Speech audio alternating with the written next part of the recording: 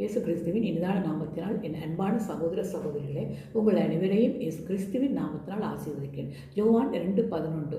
இவ்விதமாக இயேசு இந்த முதலாவது அற்புதத்தை கலிலேயாவில் உள்ள கானா ஊரிலே செய்து தம்முடைய மகிமையை வெளிப்படுத்தினார். அவருடைய சீசர்கள் அவரிடத்தில் விசுவாசம் வைத்தார்கள்.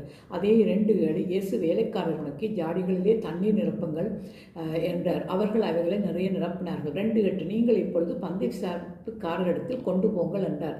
அவர்கள் கொண்டு போனார்கள். அது அங்கே திராட்சை ரசமாக மாறுது, எல்லாரும் பருகுறாங்க. இந்த 3 வசனத்தில் நம்ம கற்றுக்கொள்ள வேண்டிய பாடம் என்னன்னு சொன்னால், முதலாவது ஏசப்பா அங்கே பற்றாக்குறைக்கு தண்ணி குடிக்கலாம். அவருடைய வேலை வந்தது.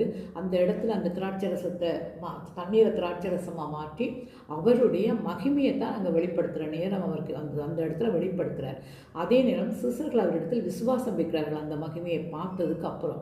அப்போ இதிலேருந்து நாம் கற்றுக்கொள்ள வேண்டிய பாடம் என்னன்னா, ஏசப்பா எல்லா நேரத்திலும் அவரோட மகிமையை வெளிப்படுத்த விரும்புகிறார். அதே போல் நாம் அவரிடம் விசுவாசம் உள்ளவர்களாக இருக்கணும். ஒரு அற்புதம் நடந்தால் மாத்திரமில்லை, ஒவ்வொரு நாளும் நம்முடைய வாழ்க்கையில் அவருடைய மகிமையை இதில் இப்படிப்பட்ட அற்புதங்கள் சாட்சிகள் எவ்வளவு இருக்குது. அதே போல் நம்முடைய வாழ்க்கை நடக்கும் என்று நம்ம விசுவாசிக்கணும். அவருடைய அன்பு, அவருடைய கிரியைகளுக்கு கீழ்ப்படிந்து, அவருடைய கட்டளைகளுக்கு கீழ்ப்படிந்து நம்ம மறுதளிக்காமல் அவருடைய விசுவாசமாக வாழும்போது ஏசப்பாட மகிமையையும் அவருடைய அன்பையும் உலகத்துக்கு காண்பிப்பவர்களாக நம்ம வாழ வேண்டியவர்களாக இருக்கிறோம்.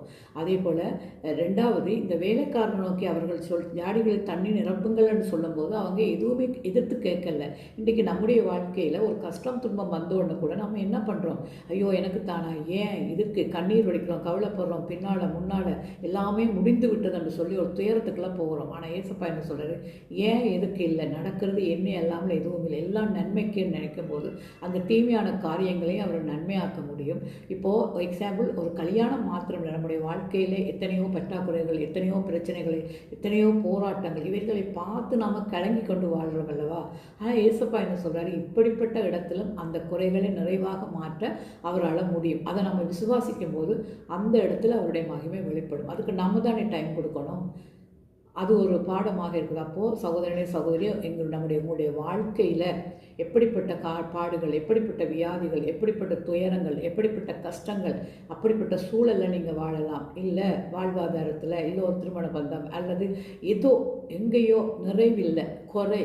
அப்போ ஏசப்பா சொல்ல, இந்த உலகத்தை ஆசீர்வதிக்கத்தான் அவர் வந்தார். இந்த உலகத்தை படைச்சதே மனிதன் திருப்தியாக வாழ்ந்து அனுபவித்து நித்திய ஜீவனுக்குரியவனாக வாழணும், அவருடைய அன்பு கட்டளை கீழ்ப்படிந்து தான் படைச்சிருக்கார். குறைகளோடு கண்ணீர் வடிக்க நம்மளை படைக்கல. அதனால் இந்த ஒரு அற்புதமே நம்மளுக்கு ஒரு சாட்சி.